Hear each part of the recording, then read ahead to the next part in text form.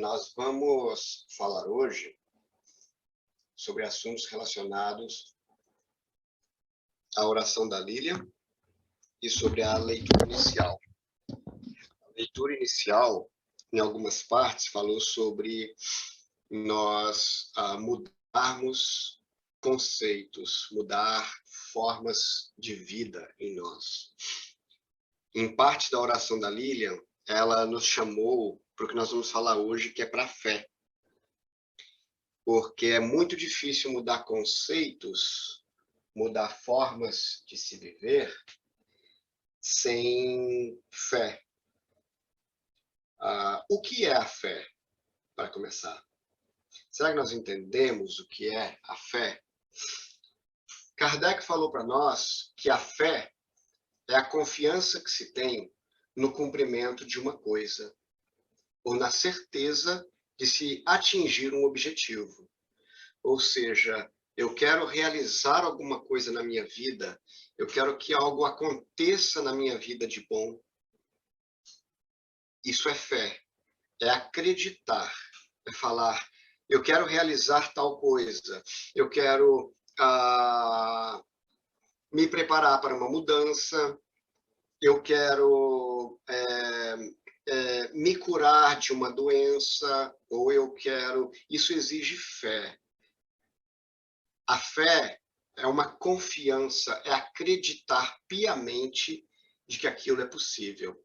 E ele diz para nós que a fé dá uma espécie de lucidez para nós, que nos faz ver pelo pensamento os fins que se tem em vista e também os meios, os caminhos que se tem que seguir para atingir aqueles objetivos. Ele diz que quem possui fé caminha com total segurança, sabe onde quer chegar. A fé não pede berço, a fé não requer dinheiro, a fé não requer... pessoas de todas as classes sociais podem adquirir fé, podem adquirir aquela certeza de que vão chegar num objetivo ou num patamar. Eu quero fazer uma mudança de vida na minha vida. Isso exige fé. A pessoa está passando por uma dificuldade. Eu falo a pessoa, mas é todos nós. Nós estamos num planeta de provas e expiações. Então, nós estamos sujeitos a provas e expiações. Por isso, as dificuldades vão vir para nós. Mas a diferença está em como nós vamos ver essas dificuldades. Dificuldades todos nós temos, sem exceção nenhuma. Isso é natural da vida. Nós encarnamos para colocar em prática aquilo que nós aprendemos ou no mundo espiritual ou em encarnações anteriores, para colocar em prática, e também para pagar os débitos do passado. Isso nós sabemos, nós já fizemos vários estudos onde falamos sobre esse assunto. Mas é necessário acreditar que se pode. Tem pessoas que passam a encarnação inteira e não chegam a atingir. A grande maioria não consegue atingir aqueles objetivos que veio para atingir. Por quê? Muitas não acreditam que são capazes. As razões pelo qual elas não conseguem atingir são as mais diversas possíveis. Mas há um requerimento muito importante, a fé. Ou como diz Kardec, a confiança de que se consegue, de que se pode chegar lá. É necessário acreditar. Um câncer me atingiu. Ok, eu tenho câncer. Haviam necessidades espirituais para que eu tivesse câncer? Sim. Eu tive esse câncer porque eu tive vícios que eu não deveria ter tido. Um exemplo que eu quero colocar, o fumo. eu tive esse câncer por consequência disso, ok. Mas eu me conscientizei de que aquilo estava errado. Isso elimina o câncer? Não, ele existe. Ele precisa de uma reparação. Eu vou agora lutar para me livrar desse câncer. Eu vou me entregar ou eu vou lutar? Aí está a diferença. No meu coração, eu aceito Jesus, eu errei. Foram anos e anos fumando.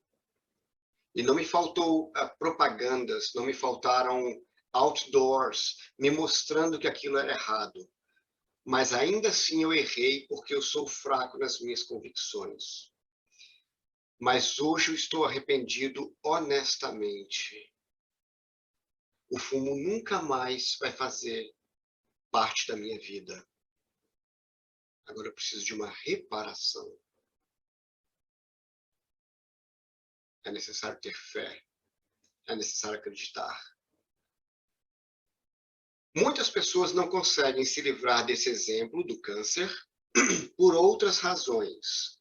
Talvez ela precise ir até o fim nessa prova, ela precisa expurgar esse mal que está nela. Está muito inserido no perispírito dela, então ela precisa realmente ir até o fim.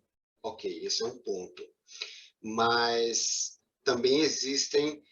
tudo é uma questão... Se fala muito no meio espírita de intenção,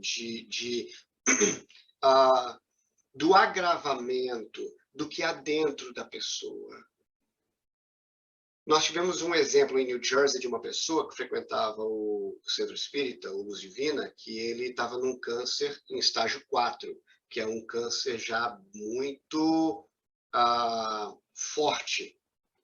Ele não tem mais câncer e está encarnado. Por que que tantos desencarnam e outros chegam num câncer tão extremo, num nível tão extremo, e ainda assim se recuperam? Um monte de fatores vai influenciar nisso, mas um deles, com certeza, é a fé. É acreditar. Eu reconheço que eu errei, eu faço agora um compromisso comigo mesmo e com os céus de não mais errar dessa forma. Agora eu quero buscar reparação.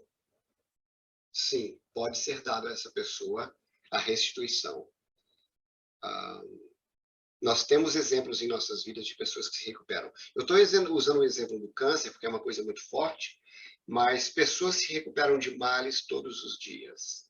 Tem pessoas que precisam desencarnar com aqueles males, há uma necessidade para isso, outras pessoas são dadas à dádiva. Nós temos um exemplo bíblico de uma pessoa que sangrava muito o tempo todo, a mulher hemorroíça, perdão. E ela, só de tocar nas vestes do Cristo e acreditar piamente com toda a força do ser dela, ela conseguiu a cura. Só de tocar. Imagina o tamanho da fé e merecimento dessa mulher, gente. Imagina. Então, a fé realmente transporta montanhas. No nosso evangelho, existem vários exemplos de fé. São muitos, muitos. Mas nós temos um capítulo específico sobre a fé. É o capítulo 19, que se chama A Fé Transporta Montanhas.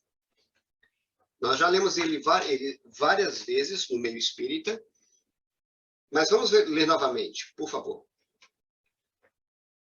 Quando ele veio ao encontro do povo, um homem se lhe aproximou e, lançando-se de joelhos a seus pés, disse: Senhor, tem piedade de meu filho, que é lunático e sofre muito, pois cai muitas vezes no fogo e muitas vezes na água.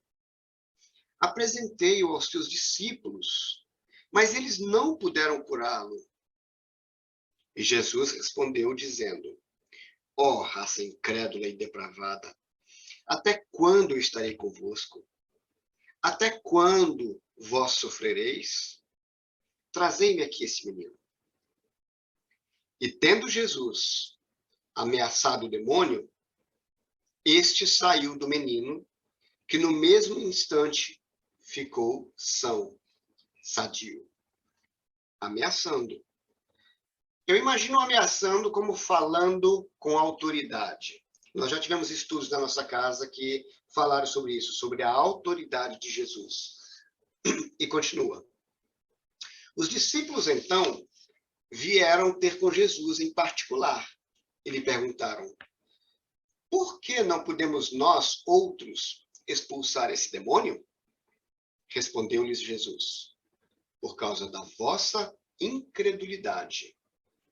Pois, em verdade, vos digo, se tivesseis a fé do tamanho de um grão de mostarda, que é minúsculo, diríeis a esta montanha, transporta-te daqui para ali, e ela se transportaria. E nada vos seria impossível. Isso, gente, está no Evangelho de Mateus, tá? Em todas as Bíblias. O que essa passagem vem nos mostrar? Ela vem nos mostrar que a fé é condição importantíssima nesse caso. Jesus falou, se tivesseis a fé do tamanho de um grão de mostarda, vocês diriam, move daqui, e a montanha moveria. Mas de que montanha falava Jesus? Gente, nós espíritas precisamos entender que todas as passagens de Jesus tinham um cunho moral. Ele falava em parábolas, como sabemos, porque na época as pessoas tinham um outro tipo de entendimento. Se ele falasse com a clareza que nós espíritas hoje temos acesso, o povo não entenderia. Porque é uma questão de desenvolvimento intelectual também. Eles não teriam condição nem moral, nem espiritual e nem intelectual para entender as palavras se forem explicadas como hoje nos é explicado no nosso Evangelho, segundo o Espiritismo. Tudo que Jesus falava, mesmo por parábolas, tinha um cunho moral. Então, aqui, essa passagem, quando ele fala sobre montanha, o Evangelho nos explica que o homem é capaz de coisas maravilhosas. Tá? Ele é capaz de coisas maravilhosas, mas quando tem fé. Mas nós devemos entender isso de uma forma moral. Que montanhas são essas? Essas montanhas, gente, são as dificuldades da vida. Como nós falamos anteriormente, essas dificuldades todos nós temos a todo momento. E às vezes uma dificuldade passa, mas uma outra completamente diferente vem. Por quê? Porque nós não temos apenas uma dificuldade para ultrapassar em nossas vidas. De repente eu tenho a dificuldade na fofoca. E eu trabalho muito na minha moral, nas minhas dificuldades interiores, e eu não fofoco mais. Mas vem uma outra dificuldade na área do dinheiro, ou na área do amor ao próximo, ou na área da caridade. Então, quando uma dificuldade é vencida, graças a Deus, uma nova dificuldade vem. Porque nós estamos aqui num planeta de provas e expiações para trabalharmos as dificuldades que temos. E nós acharmos que temos uma só é errado. Nós temos muitas, são muitas encarnações. Como nós estudamos no Livro dos Espíritos, nós somos criados simples e ignorantes para traçarmos nossa caminhada em direção à perfeição. Mas são muitos degraus que precisamos subir. São muitas dificuldades. No Livro dos Espíritos, nós temos algumas poucas classificações de níveis espirituais. Mas antes de falar sobre essas graduações, eles falam que apesar de eles terem dividido nessas poucas graduações que nós temos no Livro dos Espíritos, não existe como saber quando termina uma e quando começa a outra. E que, apesar de eles terem divididos, as classificações são infinitas. Para se chegar à perfeição, são milhares de degraus, são milhares de dificuldades. É muito aprendizado que nós temos de adquirir. E esse aprendizado que nós adquirimos, ele precisa realmente entrar aqui, olha. Só que nós colocamos uma casca em volta de nós, é a casca do orgulho, é a casca do nosso ego, que não permite que nós façamos mudanças. O próprio Livro dos Espíritos tem uma pergunta, onde Kardec pergunta: o quão difícil é evoluir? E os Espíritos falam: é muito fácil. Tão fácil que está na cara de vocês e vocês não conseguem enxergar. Evoluir, segundo nos dizem os Espíritos, é fácil. Só que precisa uma palavra em inglês, ela é bem bonitinha, chama enlightenment. É você se iluminar, é você fazer com que a sua luz interior cresça e brilhe. É necessário quebrar a casca do que os evangélicos chamam de o homem velho. O que é o homem velho? É aquele homem carrancudo, é aquele homem cheio de dificuldades morais, é aquele homem que traz aquele orgulho exacerbado, que não deixa a beleza interior sair, aflorar. Nós somos a imagem de Deus. Eu gosto muito de uma coisa que Joana de Ângeles falou, que uma coisa que é boa, não, se nós somos a imagem de Deus, nós não podemos ser maus, porque Deus não é mau. Nós, pelos nossos orgulhos, nos colocamos no caminho do erro. É necessário que nós acordemos para essa realidade. E isso eu falo principalmente para mim, para todos nós. Nós precisamos acordar para uma necessidade de mudança. E isso requer fé, requer acreditar que isso é possível, que essa mudança pode ser feita. Enquanto nós não acreditarmos fielmente de que podemos fazer essas mudanças, elas não vão acontecer. Por isso que ela requer fé. Enquanto nós tivermos coisas como preconceitos, interesses materiais, egoísmo, cegueira de fanatismo, tudo isso está escrito no Evangelho, nesse mesmo capítulo sobre a montanha, sobre a fé transporta montanhas. Que enquanto nós tivermos essas paixões exacerbadas, elas serão montanhas em nossas vidas que nós vamos ter que transpor para podermos ter o nosso progresso. Mas é difícil, gente. É difícil.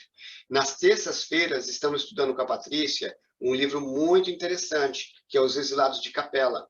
E nós vemos que, já falei isso algumas vezes, nós vemos lá que a grande maioria dos habitantes desse planeta vieram de Capela. Ou seja, nós viemos de Capela. E se fizermos contas aproximadas, nada muito exato, nós viemos de Capela há aproximadamente 8.000 anos atrás. As diferentes raças que começaram a tomar conta das diversas partes desse planeta. Gente, 8.000 anos. A uma encarnação por século são 80 encarnações, gente. 80 encarnações. A uma por século. E tem gente que já veio mais. Gente, são 80 oportunidades que nós tivemos já de vir, e esses números não são exatos, nós estamos apenas conjugando, criando uma ideia, tá? Não são números exatos, mas 80 encarnações, gente. Alguns mais, alguns menos, mas por que está tão difícil da gente acordar? Porque Jesus trouxe uma mensagem tão direta, tão forte para nós e falou: acorde para a vida, largue tudo e me siga, que eu vou te conduzir para o caminho correto. O que é o largar tudo e me seguir? É largar essa casca, gente. Largar as nossas dificuldades morais que todos temos. Mas por que é tão difícil quebrar essa casca? Falar, eu não quero mais ser quem eu sou. Eu preciso me descobrir. Eu preciso me conhecer. Tem gente que não conhece as próprias dificuldades morais. Tem gente que não sabe que é capaz do extermínio, da fofoca, da maledicência, do fanatismo. Tem gente que não se conhece, que precisa fazer cursos específicos do conheça a ti mesmo para poder se conhecer, porque somente uma pessoa que precisa trabalhar na própria moral, nas dificuldades morais, precisa saber quais são as suas dificuldades morais. Mas será que a gente conhece nossas próprias dificuldades morais? Será que a gente já sentou na frente de um espelho e falou: esse sou eu, na minha integridade, no bom e no ruim? Será? Será que nós já fizemos o que Santo Agostinho nos ensinou há tanto tempo atrás, séculos, onde ele falou: todo final de tarde, para, se acalma, repousa, lembra do seu dia, lembra do que você fez de positivo, de negativo, faça um balanço, tome uma decisão. Eu errei nesse ponto, eu me perdoo fielmente por ter errado nesse ponto. Amanhã eu vou tentar não errar de novo. E pouco a pouco a gente fazia as mudanças que precisamos, gente. Nós precisamos muito fazer essas mudanças. E nós vamos conseguir, gente. Isso é uma certeza. Isso é algo que o Livro dos Espíritos veio nos trazer. Toda a literatura espírita, na verdade. Eu falo do Livro dos Espíritos porque eu estou muito ligado diretamente a esse livro. Mas principalmente o Evangelho, que veio a nos trazer diretamente as lições morais de Jesus e explicações específicas dos espíritos, inclusive muitos deles renomados. O exemplo que eles vieram nos trazer. A literatura espírita é riquíssima, gente, é vasta. Nós espíritas não temos razão para desencarnar e dizer: eu não sabia, eu não fui ensinado. Nós não temos como desencarnar dizendo: eu não tive acesso a essa informação. Nós espíritas, a nós mais foi dado. Então, a nós mais será cobrado. Principalmente aqui, ó, na razão, no intelecto, no nosso interior. É nós conosco mesmo. Tá? Emmanuel, no livro O Consolador, trouxe uma mensagem muito bonita sobre a fé. Ele falou: ter fé é guardar no coração a luminosa certeza de Deus. Certeza que ultrapassou o âmbito da crença religiosa, fazendo o coração repousar, gente, numa energia constante de realização divina da personalidade. Conseguir a fé, chegar a ter fé, é alcançar a possibilidade de não mais dizer eu creio, mas sim afirmar eu sei, com todos os valores da razão, tocados pela luz do sentimento. O que ele quis dizer para nós disso, gente? Vamos dar um exemplo? Uma pessoa de uma outra religião, não importa qual seja, chega para nós e fala: você acredita mesmo na vida após a morte? Não. Como não? Você é espírita? Sim, por isso mesmo. Eu não acredito, eu tenho certeza. Eu tenho certeza. Essa é a diferença. Nós espíritas precisamos ter certeza. Existe vida após a morte, existe continuação. Precisamos ter certeza das nossas dificuldades. Precisamos ter certeza de que nesse momento de nossas vidas, nós estamos tendo uma oportunidade maravilhosa de nos encontrar, de nos conhecer, de mudar aquilo que precisa ser mudado. Nós precisamos ter a certeza, as certezas espirituais. Para isso é necessário estudar, é necessário absorver. Mas quando estamos estudando, eu acho que vocês podem concordar comigo. Nós espíritas, quando finalmente nos entregamos ao espiritismo e estudamos cada vez mais, nós não recebemos a informação mais aqui. Tudo bem, ela entra pelo nosso intelecto, onde nós pensamos naquilo que estamos estudando. Mas eu acho que vocês vão concordar comigo que nós também sentimos. O que eu estou estudando é verdade. E é uma verdade absoluta. E isso faz parte da fé. Lembram da leitura do princípio? Quando Kardec nos falou, a fé é acreditar sem dúvida, tendo a certeza.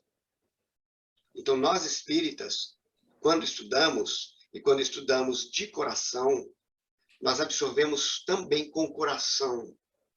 O que eu estou estudando é verdade. Eu reconheço, isso massageia meu coração. É diferente o sentimento. Mas, gente, qual que é o poder da fé? Bom, a fé, ela, dentre as formas que ela pode ser demonstrada, como diz o nosso evangelho, uma das formas é pelo magnetismo, gente. Quando o homem age pelo fluido cósmico universal, mudando suas qualidades. Como assim? O livro nos fala isso, o nosso evangelho. Mas como?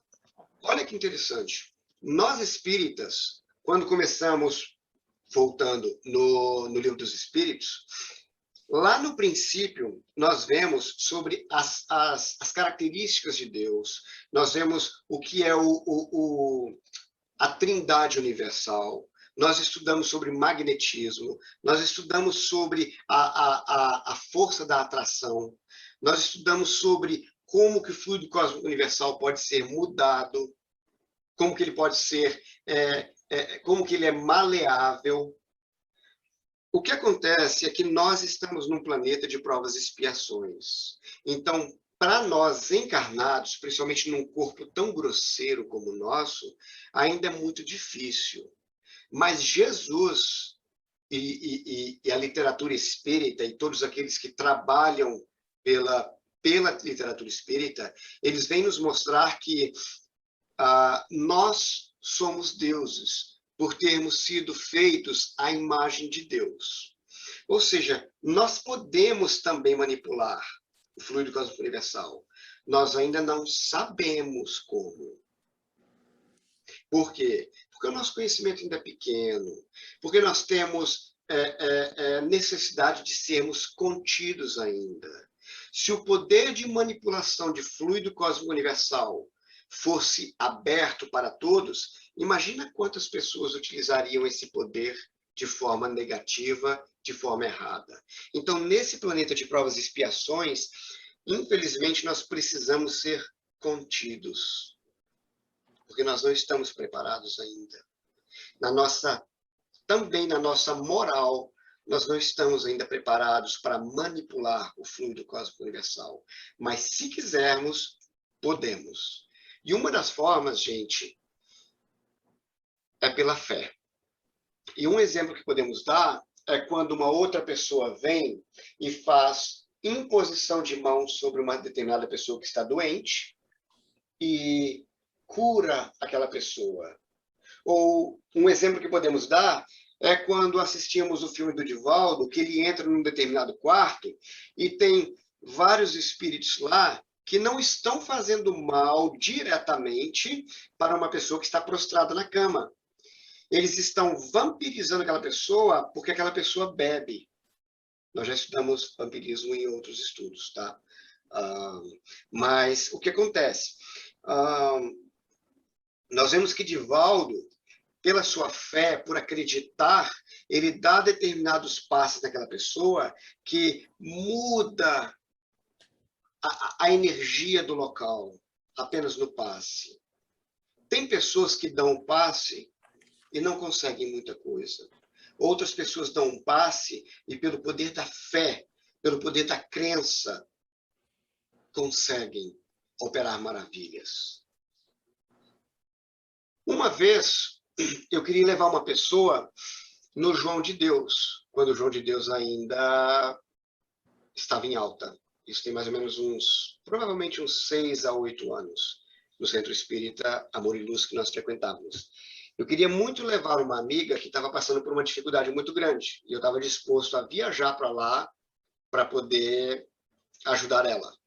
Eu imprimi o manual, eles tinham manuais em todos os idiomas, e eu imprimi em português para poder eu ler e me preparar para a viagem, mas para essa pessoa. A viagem não aconteceu porque ela falou, eu não acredito que indo lá vai me curar. Eu falei, então eu paro aqui. Porque você acreditar que você pode ser curada é essencial para a sua cura. Se você não acredita, eu paro aqui. Porque você, principalmente, precisa acreditar. Eu apenas acreditar não é suficiente. Mas uma coisa que me chamou a atenção, gente, no manual daquele local, em Goiás, uma das partes do manual deles, que tinha mais ou menos 80 páginas, e eu fui grifando as partes importantes sobre como é o procedimento, numa determinada parte falava assim, nós aqui não precisamos cortar ninguém. Nós apenas cortamos para que a pessoa acredite que foi operada, mas não é necessário de forma nenhuma cortar. O que aconteceu com João de Deus, ou etc., não vem ao caso, não é o ponto aqui agora. O ponto que me chamou a atenção é que nesse manual estava escrito, não é necessário cortar, nós podemos operar sem corte. E como é que isso funciona, gente? Fé. Não importa o que aconteceu com João de Deus, ou com aquele local.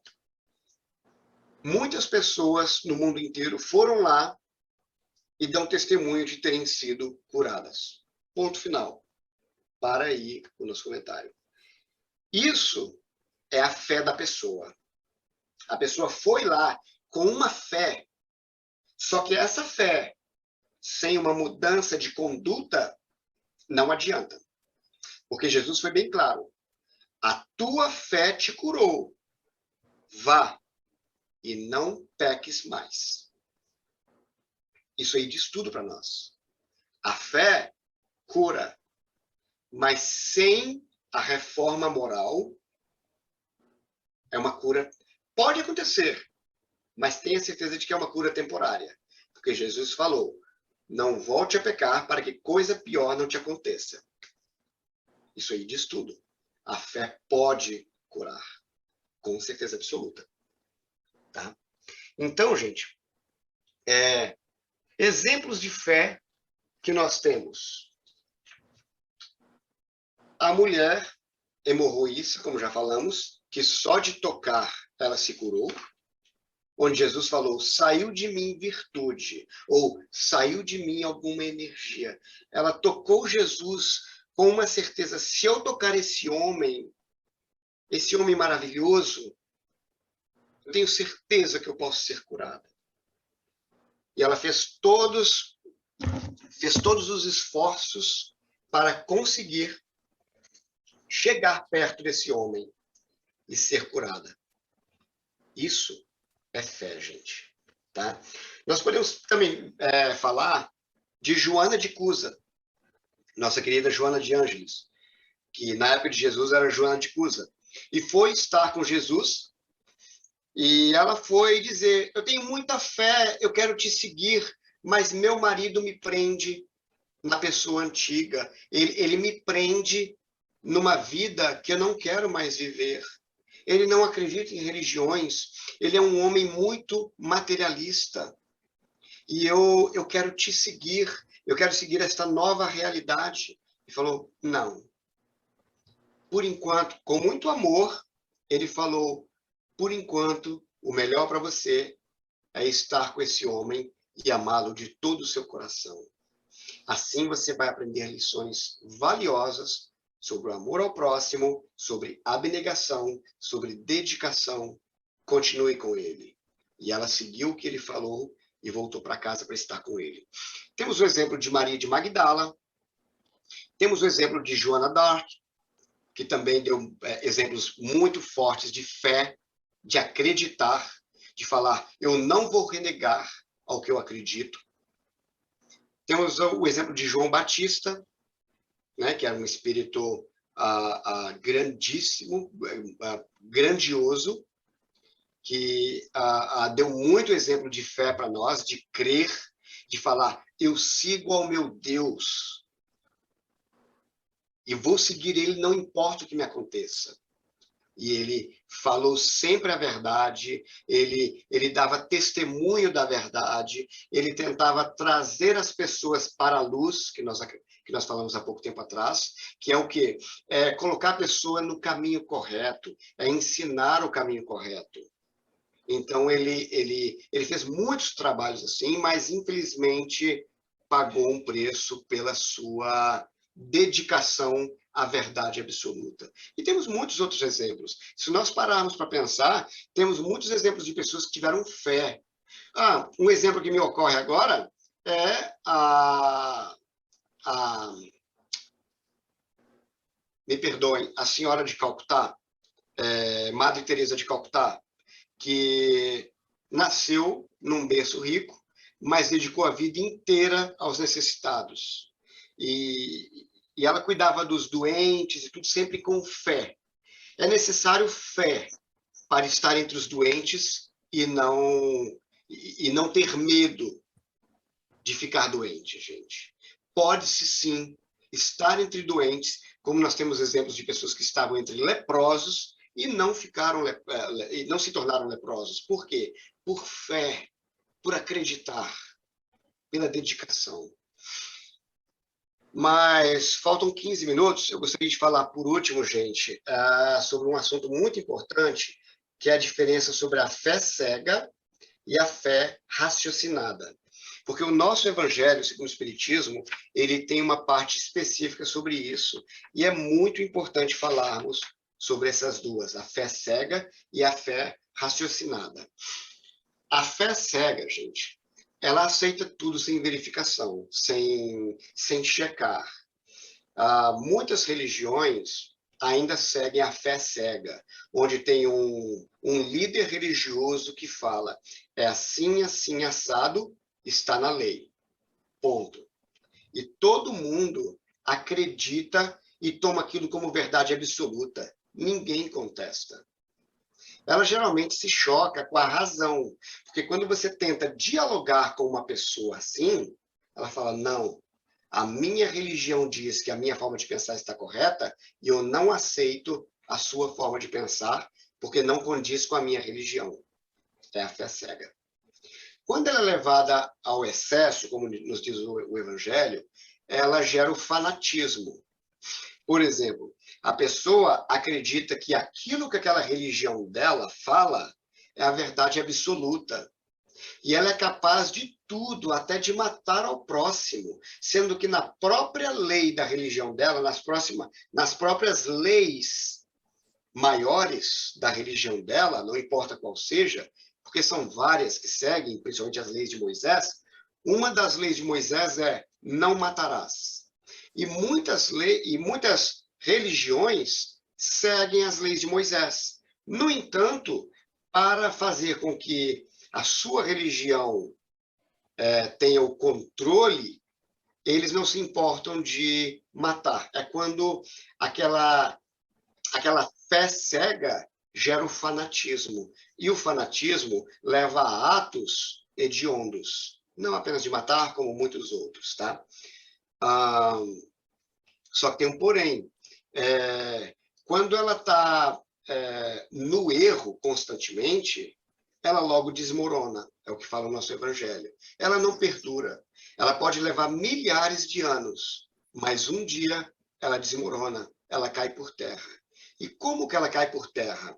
Quando a verdade absoluta se torna incontestável. E isso o nosso Espiritismo faz em nossos corações, pouco a pouco. A cada novo ensinamento, o nosso Espiritismo abre as nossas mentes e nos mostra um outro lado da moeda. E nos traz a oportunidade de mudar conceitos antigos que estavam enraizados em nós pelos séculos e séculos, encarnando em outras religiões, onde a fé cega era absoluta, onde ela era a vigente. Então, no passado, gente, a fé cega causou muitas. Ela parou o progresso, porque toda vez que um cientista ou uma pessoa trazia uma forma de pensar nova, a religião, mas principalmente a religião católica, a Igreja Católica, vamos trazer o exemplo de Nicolau Copérnicos, que queria provar que a Terra girava em torno do Sol. Não foi Nicolau Copérnicos. Mas quiseram trazer a ideia de que a Terra girava em torno do Sol. E essa ideia hoje é aceita, é absoluta, é a verdade absoluta. Mas naquela época, como era uma ideia nova e batia de frente com os ensinamentos da Igreja Católica, a Igreja Católica fez com que ele voltasse e não voltasse atrás naquela ideia que ele estava trazendo. E ele teve que declarar em público que aquilo era errado. Hoje está provado que está correto, que a Terra gira em torno do Sol. Então, se não fosse pelas ciências, pelas descobertas feitas, pelas análises racionais que foram feitas, talvez nós ainda estivéssemos nas trevas, gente. O que acontece é que o iluminismo trouxe para nós o nascer de novas ideias. Novas pessoas foram encarnando, trazendo novas ideias em todas as áreas, na música, na arte, nas ciências, em todas as áreas, inclusive na religião também, por isso que foram nascendo novas áreas religiosas, novas facções religiosas. Por quê? Porque foram ideias novas. Por quê? Porque o povo começou a analisar aquilo que se estava falando e falando, isso não está correto. Eu não posso mais aceitar isso como razão absoluta. Por isso que foi aceito como as ideias novas foram mudando. Então, foi dessa forma que o desenvolvimento da ciência foi fazendo com que a fé cega fosse perdendo a sua força. As pessoas, pouco a pouco, foram tomando interesse em descobrir aquilo que elas não tinham mais acesso. Então, pouco a pouco, elas foram desenvolvendo o seu raciocínio e aprendendo cada vez mais. Daí surgiu o outro tipo de fé, que é a fé raciocinada. A fé raciocinada, gente, ela é inabalável. Isso segundo os ensinamentos de Kardec. Ela é inabalável. E ela encara a razão face a face em todas as épocas. Essa frase é célebre de Kardec no meio espírita. A fé raciocinada é aquela quando a pessoa para e pensa: o que eu estou estudando, não importa em qual religião seja, isso está correto? Eu sinto no meu coração que está correto? Não. Nós somos seres pensantes. Somos seres que fomos dotados por Deus de capacidade de raciocínio.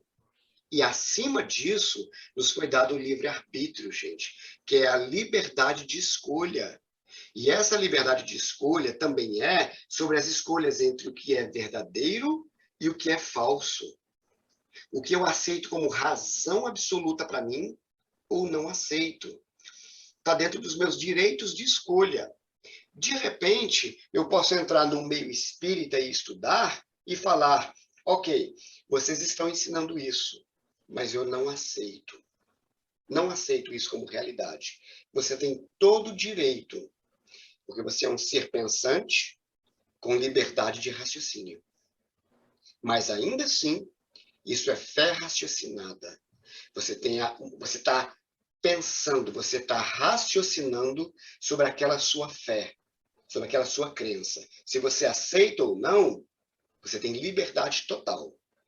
Mas pela fé raciocinada, nós acreditamos, gente, também na perfeita união da ciência e da religião, através de estudos e do desenvolvimento de ideias. E isso eu, Alisson, tenho para mim.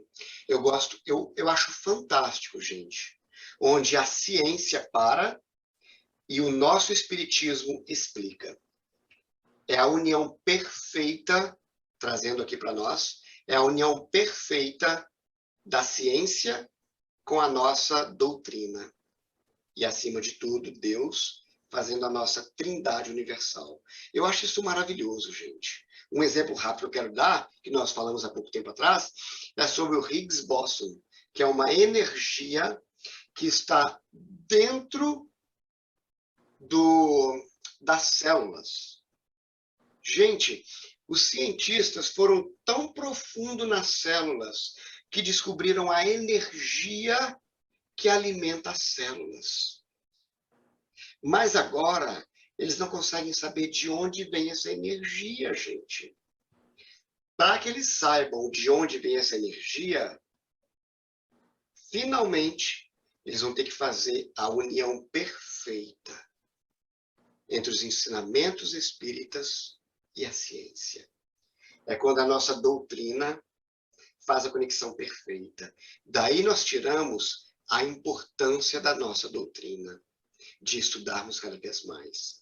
Porque ela nos liberta, gente. Ela nos liberta daquele nosso eu antigo.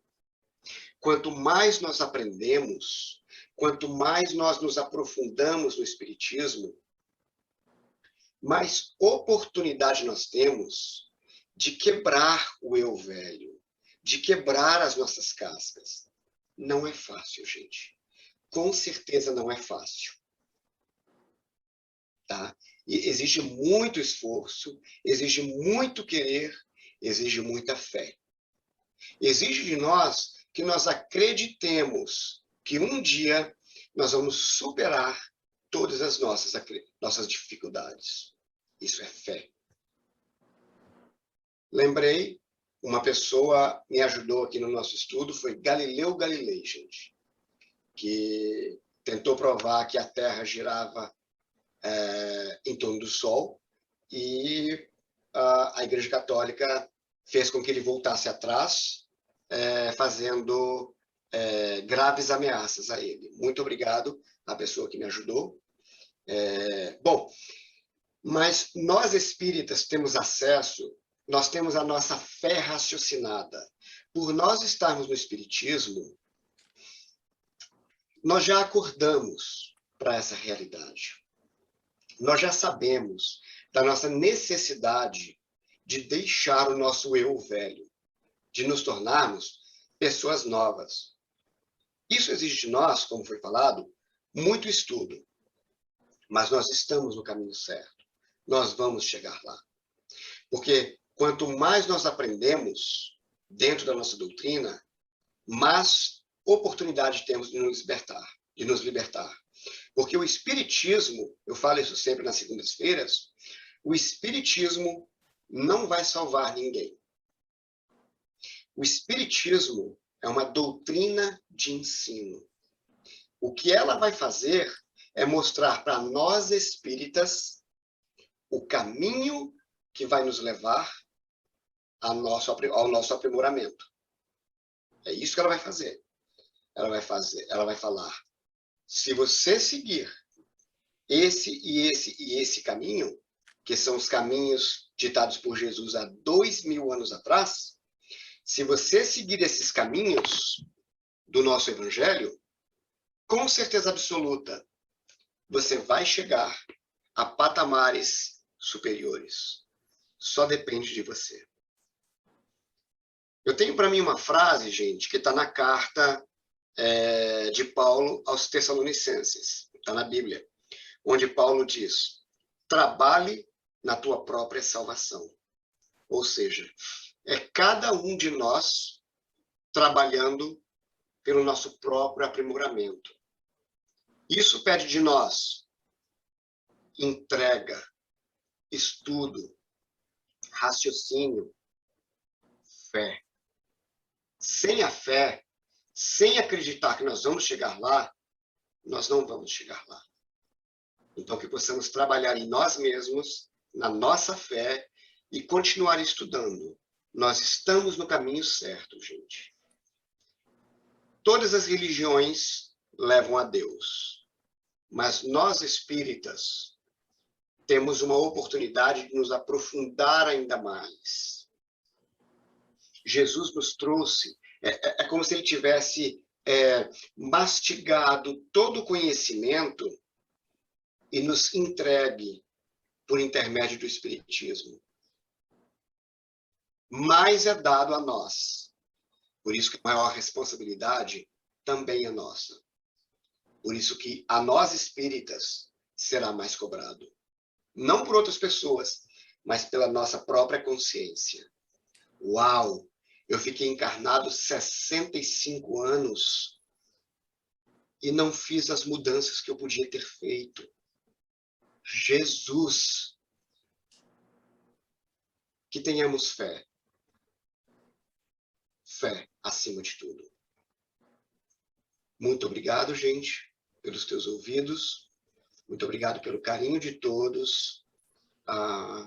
É sempre muito bom estar entre vocês. É sempre muito bom falar de Jesus. É maravilhoso. A nossa doutrina é maravilhosa. A nossa doutrina nos ensina e nos liberta muito. Um pouquinho de cada vez. Mas pouco a pouco elas nos libertam. E eu agradeço muito a oportunidade de estar entre vocês, de coração. Muito obrigado pelo tempo de vocês. E que assim seja.